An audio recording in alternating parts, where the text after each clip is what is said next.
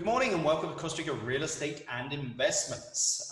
If some of you are wondering why the background is a bit different today, and I don't have what they call the hostage sheet behind me, it's because I've actually just moved into my new office that I built in my garden. I thought that my wife would either throw the divorce papers at me or kick me out of the house if I didn't build something in the garden and take all of my stress out of the house and out here into the garden. So here I am, new office. In retrospect, I probably should have listened to Roberto Mesa and Richard Hammond on some of their advice on cooling and also length of eaves in construction. But of course I didn't. But anyway, we live and we learn. We've got an interesting podcast today. It's with Cristina Guerrini. Cristina is a partner and also lawyer with Crebo. She's actually based at the beach. And what they are, they're a boutique law firm that helps expats, everything from buying real estate to citizenship to residency. And they're focusing at the moment on the Digital Nomad Visa. So let's get straight into it with Cristina. And remember, guys, if you have any comments for future guests or would like to ask Cristina anything, all of her contact details will be in the comments. And also remember to subscribe. Let's get straight into it, guys. Good morning, Cristina. How are you doing? I'm good. How are you, Richard? Very, very good. Where are you in Costa Rica? I am currently in Nosara. More Nice. Precisely in Las Delicias de Garza. Very, very nice. How long, in the middle of the jungle. In the middle of the jungle. How long have you been there? Here, 2 months. I'm in Costa Rica since 2014, but I came here in this specific house at the beginning of December of the last year. Okay, awesome. And you're originally from Italy? I'm from Italy. I'm from Sardinia, an island of Italy. My mother is from Rome. And yeah. Awesome. But I wanted to change in my life some years ago, and I came here. Didn't we all? Don't we all? Don't we all? I'm sure we're in the right place at the moment. That's for sure. That's for sure. Especially, Italy is struggling with the COVID since. I mean, it's 1 year that my country is struggling, and I hear stories of my friends right there, my family, and I'm here in paradise. I'm like, wow, this is a blessing.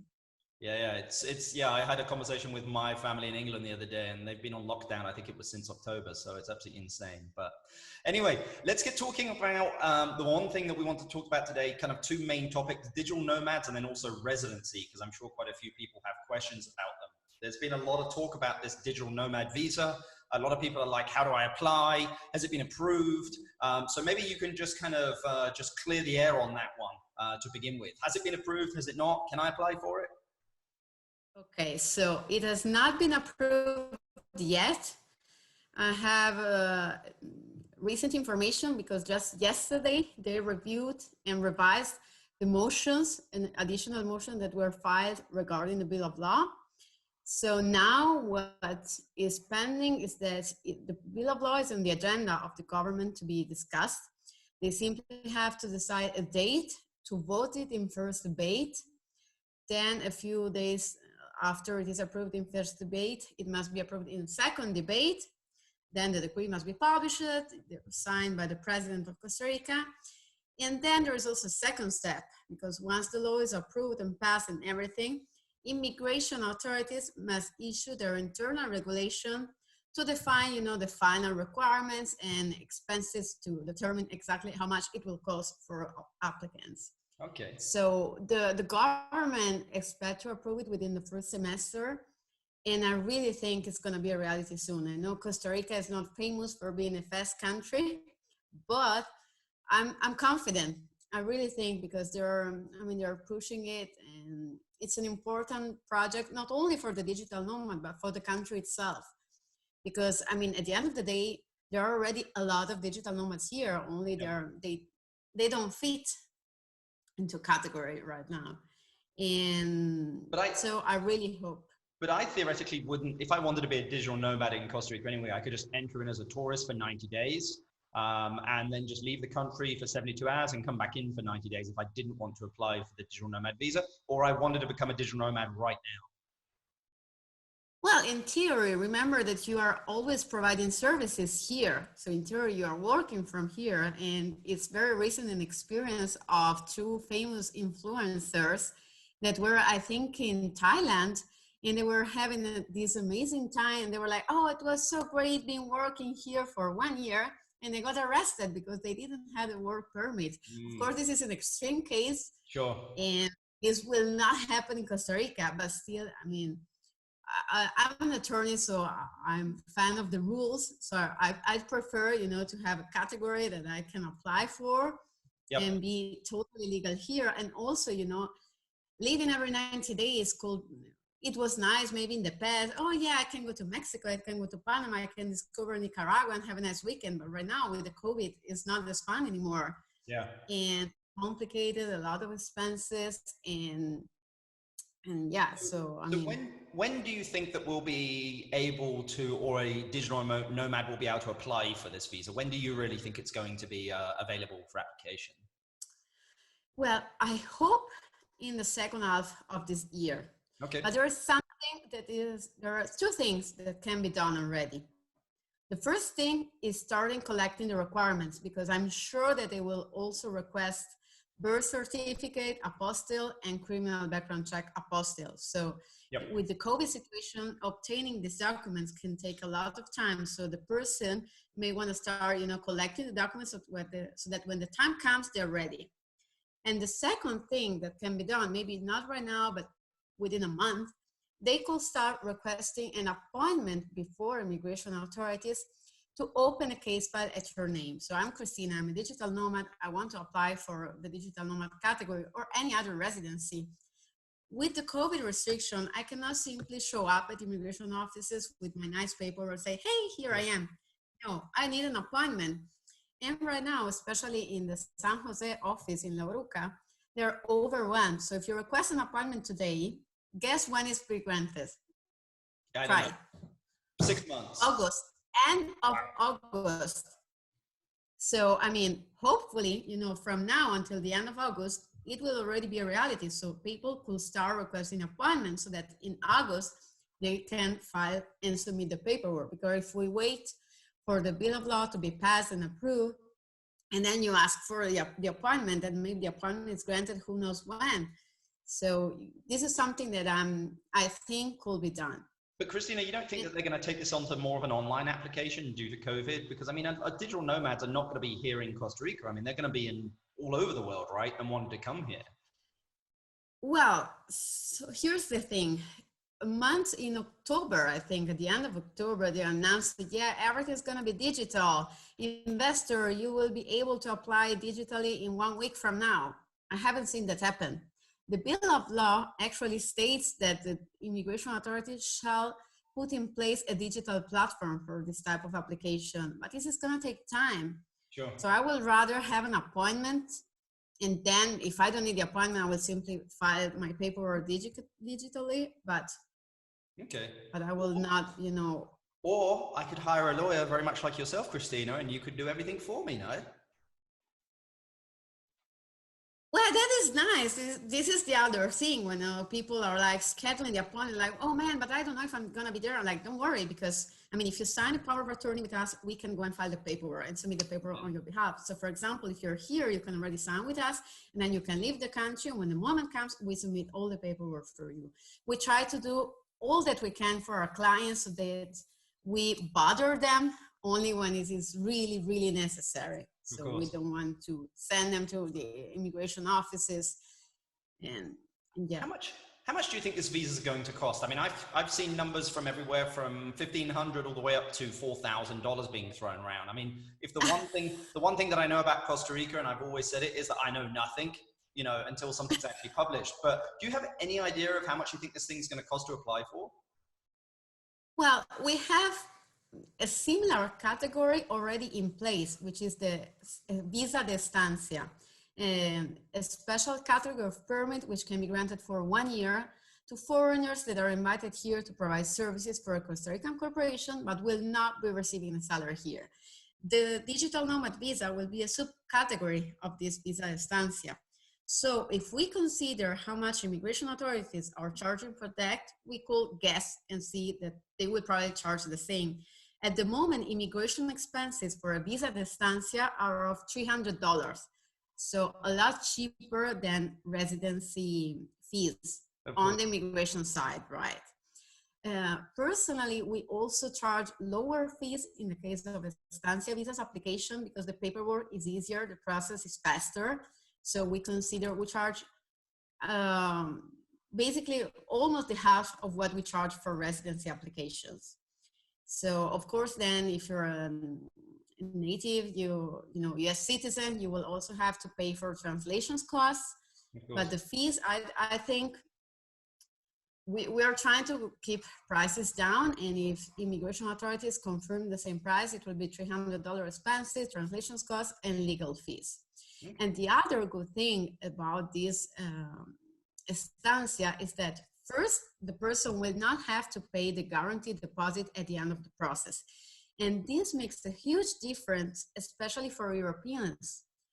As an Italian, if I were to apply today for a residency, at the end of the process, not only will I have to pay lawyer fees, translations costs, you know, the issuance fee, the application fee, but I have to pay a security deposit, which for Italians is $1,700.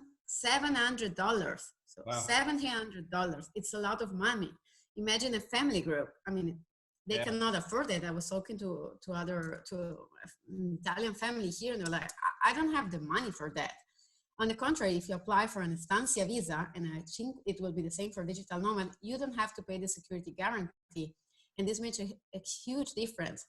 For a US citizen, it's $360. So it's affordable, I would say. But for Europeans, since the cost depends on the ticket that immigration or the Costa Rican government will have to buy to kick you out of the country, so for Europeans, it's more expensive. You really think it's going to be that cheap? The only reason I'm saying is because, I mean, the government's going to be looking at a source of income here as well, right? So, I mean, I think that they're not going to want to open this to everyone because, again, if it's $300, that just sounds really cheap. So everybody's going to be applying to become a digital nomad, and, you know, because the government's going to want money. They need money. Every government needs money at the moment. Yeah, but the goal is not in the fees of immigration. The goal is having the digital nomad spending the money here. So there is the income of Costa Rica, so on the money that they spend here, and not on the fees of the process. Okay. And I mean, since it is a subcategory of the estancia visa, how can you have the general category with $300 expenses and the subcategory, I don't know, $1,000 expenses? It doesn't make any sense to me, but of course, I'm not the president of Costa Rica yet, so I cannot decide yet. I love it. I love it. Okay, let's jump from the digital nomads. Again, I think there's still quite a bit of unknown there, but I think if, you know, it goes the current way, potentially it's joining that subcategory that you mentioned there, it could be quite affordable, which is, you know, pretty great, which is pretty good to hear. And also is that the application process might be pretty simple as well. So, I mean, for anyone that's looking to apply for this at the moment, you know, would you suggest, I mean, I'm always going to say, get a lawyer to do it just because, again, the immigration here is a nightmare. I mean, I've been through it multiple different times. I know people that have been through it. It's insane. It's a lot of paperwork. Go here, go there, queue here, queue there. You know, here's your appointment. You turn up and there's a huge queue. It's a mess. So my advice always is just pay the lawyer to do everything for you. They know the system. They know the people, because I think here in Costa Rica, a lot of stuff is very dependent on who you know, not what you know. So, I mean, on this front with the digital nomad, is your suggestion to kind of reach out to a lawyer, and kind of be like, look, I'm interested in this digital nomad, so that you can get them on some form of waiting list and get everything kind of together so that when it does open up, you guys can put the application straight in? Yes. Again, you don't need an attorney. If you want to do the paperwork by yourself, you could do so, provided that you also need some documents certificated. So you will still need a lawyer and a notary public for certain things, but you could deal with the process by yourself. But do you really want to? I mean, it's complicated. No. It is complicated on us as well, because things are changing every day. I'm on the phone with immigration authorities every day, and I always try to make sure that nothing changes since the day before.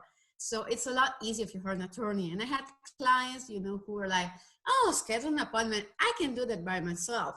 And then the day after, they called me and, you know, I don't know if I did it right. Can you please help me? I'm like, yes, of course I can help you.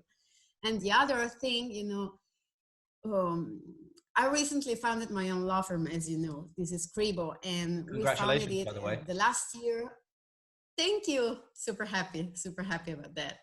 But I come from the corporate world where, you know, you have billable hours and you have clients afraid of reaching out to you because they know, okay, if I call them 5 minutes, then she's going to charge me 1 hour of billable hour every time I have doubt. We don't want that. Our goal with Kribo is being accessible to our client. We want to establish an honest channel of communication. We want our clients to feel comfortable in reaching out to us and sending me a WhatsApp message, everything. And we are offering free consultations. A preliminary consultation is free of charge. If you're a foreigner, you're lost here, you don't know what to do, March 2nd is coming, and you don't know what to do with your visa, just reach out to us. Preliminary information is free of charge. And then if you want to have our services, we are more than happy to help you. But the first step, I will really need, reach out to an attorney. If you reach out to me, I'm happy, but I'm not the only one attorney. Of course, there are plenty of attorneys here. The important thing, you must look for somebody you trust. You may want somebody who speaks your language, because again, sometimes it's hard for us to understand the rule. Imagine if you're a foreigner and you don't even speak the language. So you want somebody to tell you exactly how things are. And we try to be very honest with our clients. There are certain things that are not for sure. There are gray areas. So we must inform you very, very wisely and properly, you know. So yeah, I think having an attorney, you know, makes your life really easier.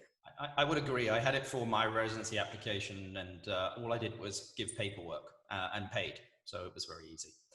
So let's just jump now from digital nomad into residency, as I know that this is a topic. What are the main ways to get residency here, and how do they differ?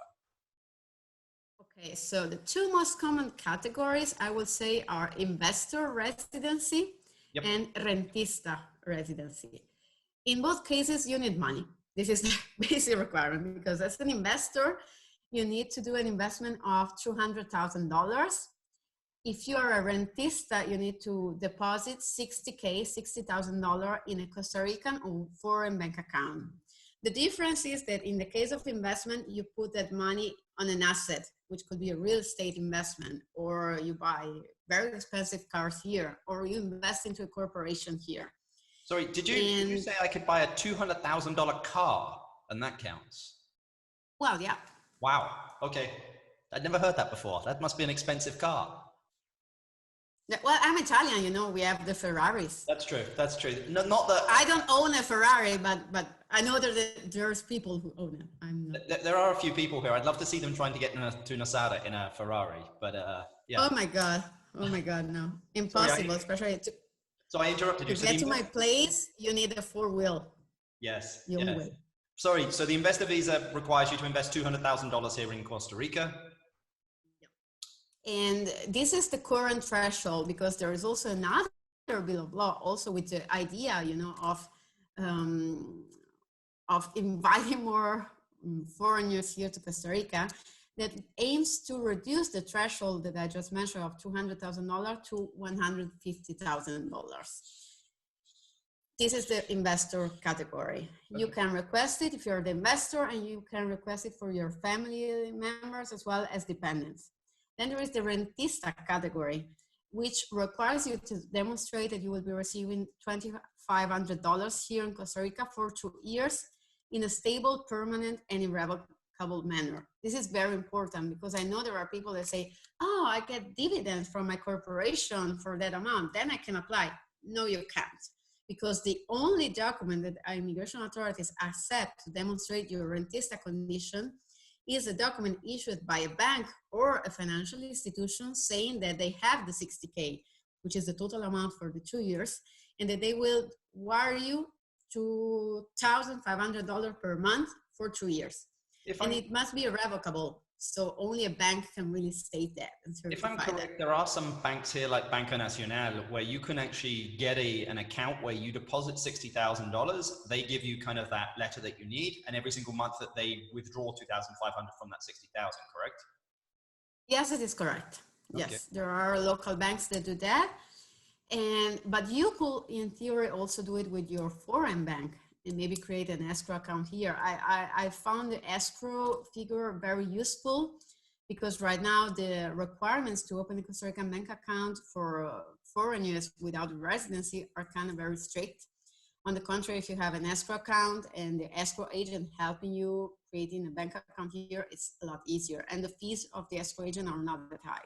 But I'm probably going to have to get that paperwork all translated and apostilled again. Whereas with Banco Nacional here in Costa Rica, it's probably going to be a little bit easier, no? Well, if you have the money going into an escrow account here locally, of course, that's going to be in Spanish. If you have your letter from the foreign institution, you have to notarize it, apostille it, and then translate it. But it's doesn't make really a big difference, I have to say. How much do each of these residency applications cost just on face value? And then typically, if they were to do it with a lawyer, say someone yourself, how much would they be looking at? Okay, so we charge of legal fees, $1,200 for the principal application and $1,000 or $1,100 for the dependents, for each dependent. You have to add translation costs of approximately $300 per person, of course, unless you're, a Venezuelan or Mexican, yep. and the documents are already Spanish. And you have also to consider immigration fees, which are the filing fee of $250, the issuance fee of the ID of $123, and the famous guarantee deposit that I was mentioning before, which depends on your nationality, which could go from $360 for a citizen to more than $1,500 for Europeans. Okay, so I mean, we'd be looking at here, if you're from the US, round about the $2,000 mark, a little bit more, but if you're from Europe, maybe round about 3,500. Yes, correct. Damn, it sucks to be European here I don't know whether I can consider myself European being English anymore, but anyway, after Brexit, of course. But well, if you had another passport, you could start the application with another passport. Maybe I should do my citizenship with you, because I'm the only one in my house that doesn't have Costa Rican citizenship. My wife does, and my kids do. I don't think my dog does. It's just me that doesn't. So I'm here. Glad to be helped. My question here is, and I think we covered this, is do I really need a lawyer for these applications? But I think I've already asked that question, which is just more of, look, if you want to do it yourself, you can do. It's just going to be a nightmare. And if you live at the beach, going into San Jose and getting all this paperwork done, it's going to be a pain in the butt. Yeah, you already answered it. That's exactly right. That it depends on how much efforts you're willing to put into the process. Yeah. So if you want to, try and do that, go for it. But it's hard. It's not easy. I mean, on your front, because Cribo does everything from real estate transactions all the way through to residency, correct? Yeah, correct. We also have, we also have a concierge service because, not only can be complicated when you deal with legal matters, but it's complicated when you deal with everything here in Costa Rica, obtaining your driver license homologated once you're a resident, or I don't know, even booking events here, in a COVID situation could be challenging. So we have this concierge service, and we are saying our clients, reach out to us, tell us what you need, and we will try and find a solution for you. You need an accountant, we have an accountant in our team.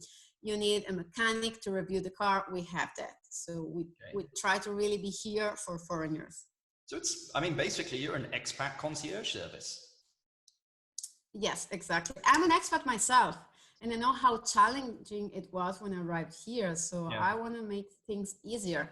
And this is the best part of my job, because when I was working for the big law firm, which I loved, and it was amazing, I learned so many things here in Costa Rica. But then I lost the contact with clients, the face-to-face. And when I became an attorney to help people, to change the world maybe, but I had to realize it's hard to change the world, but at least I can help people. But when you're working in the corporate world, you lose that. You don't feel that. Now that I'm helping people with their visas right now, and everybody's lost, they don't know what to do. And I received so many messages, people are so thankful, and it's amazing. I posted that I needed a nanny, and the person was like, oh, you need the best nanny because you're amazing. You helped us. You're helping the expat community. It's amazing. That's awesome. So this is our goal. We want to help people. Well, on behalf of the expats here, thank you very much, because that service is greatly needed. What requests are you seeing most come across your desk at the moment? Is it residency? Are there a lot of real estate transactions? What are you seeing the large volume of the work coming across your desk being? Okay, this January and February is all about, damn it, I have my visa only until March 2nd. What the hell do? I want to stay here. So this is the biggest question we receive.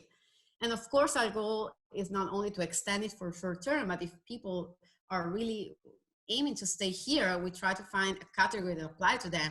We mentioned the investor and the rentista, but there are other options such as the estancia visa that I mentioned before, and that is not so famous here. So, but it is a great option, easy to obtain. So this is the first, I will say 80% of the requests we're receiving. 20% is of people, yeah, I really want to stay here. I want to buy a house. Can you help me? Yes, I can, because buying a property here in Costa Rica can be challenging, and you really want to hire a lawyer for the due diligence on the property. Not only you need a lawyer and a notary public for the deed of transfer, but you really need to make sure that the property is legal, recorded, that the chain of title is proper. I had a French client yesterday who was saying, yeah, I need your help because I was looking into a property and the realtor was like, no, it's not recorded, but it's not a big problem. And I was like, well, not really. So yeah, this is another, I mean, I would say immigration matters, 20% real estate, plus of course we have other requests, corporate matters, but most of the job are immigration and real estate at the moment. Awesome, awesome. I mean, this is the question that I always like to ask at the end of every podcast interview is, if you inherited $500,000 and you had to invest it in Latin America, so you have to invest it here, what would you do with it and why? Okay, I will buy a land and build my dream house on it. Okay. And then maybe also buy a car, a new car. But why will I do that? Because I see my future here. I don't own the property here yet. And I know it's a very good investment, especially for my kids. I have 2 children, and I know when they're gonna grow up, you know, they will have something that they can inherit. Where would you buy it? Whereabouts in Costa Rica? Well, I think my answer will be now here in the Nosara area where I am currently, and I'm renting a place here, but I will really love to buy a nice property here, not on the beach also because it's not possible. Yep. But, you know, far away, maybe with some ocean view in the middle of the jungle when it's fresh and my kids can play in the garden and have monkeys on the trees. Yep. That is my dream. Awesome. Yeah, I know. I think the further that you get back from Nosara, from the beach and more up into the hills, the more affordable the stuff gets, but also the views are beautiful as well. Yes, totally, totally. The prices here in Nosara are increasing really fast after the COVID. Now, I mean, the market is very active at the moment. And here, if you move a bit far away from the Guiones area, then prices are definitely more affordable. But here in Las Delicias, where I am now, I mean, it's the next Guiones, it's the next Nosara. So in a few years, you will not be feeling, you know, this isolated. So yeah, it's a good investment now. I mean, it's incredible how that area of Guiones, Nosara has just blown up. You know, it's been incredible. I mean, I've been here for 16 years. I remember when Nosara, there was not really much there, you know. And now you go there. I mean, it's great to see. I mean, it really is. And, you know, some people are like, the road needs repairing. And I'm like, don't repair the road. I mean, it keeps a lot of tourists out, you know. I know. But I have to be honest. So I told you that I'm here since December. This was not my plan. When we founded Cribo, we were like, okay, I'm a foreigner. I speak 4 languages. So this is good for expats. And we wanted to be on the beach. We made a mission where we go to Santa Teresa every day, once a month. And then we have another small office in Herradura, in Jaco. And I was like, yeah, well, I have connection in Nosara because my husband has a business here.